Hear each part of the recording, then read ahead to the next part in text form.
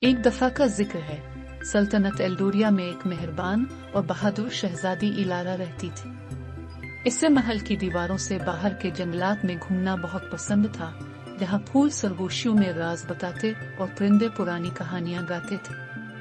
مگر ایک دن ایلارا بہت دور نکل گئی اور جنگل کے بیچوں بیچ ایک سیاہ سنسان ٹاور پر جا پہنچی۔ اس ٹاور میں ایک تنہا چڑیل مورگرا رہتی تھی، جسے سب لوگ خوف کی نظر سے دیکھتے تھے، مگر اصل میں وہ غلط سمجھی گئی تھی۔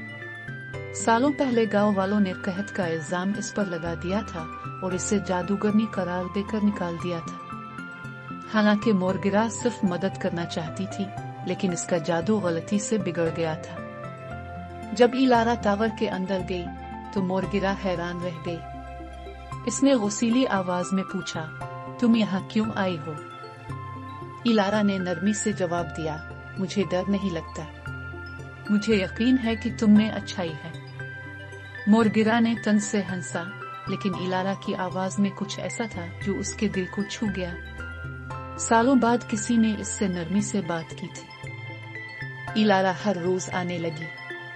وہ جڑی بوٹیوں، جادو اور ستاروں کے بارے میں سیکھنے لگی۔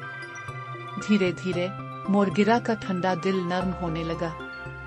ایک دن ایلارا کو ایک پرانی کتاب میں ایک ایسا جادوئی منتر ملا جو زمین سے لعنت ختم کر سکتا تھا۔ وہ دونوں مل کر پورے چاند کی رات کو ایک طاقتور دوا بناتے ہیں۔ اگلی صبح برسوں بعد بارش برسی، پھول کھل اٹھے، ندیاں بہنے لگیں اور سلطنت خوشیوں سے جھوم اٹھی۔ جب گاؤں والوں کو حقیقت کا علم ہوا تو انہوں نے مورگرا کو گلے لگا لیا۔ ایلارا کی مہربانی نے صرف سلطنت کو ہی نہیں بچایا، بلکہ ایک ٹوٹے ہوئے دل کو بھی شفا دی۔ اس دن کے بعد شہزادی ایلارا اور ٹاور کی چڑیل ایک داستان بن گئی، اس بات کا ثبوت کہ سمجھ بوجھ اور دوستی سب سے بڑی لعنت کو بھی ختم کر سکتی ہے۔ اور یوں ایلڈوریا میں جادو اور محبت کے ساتھ امن واپس آ گیا۔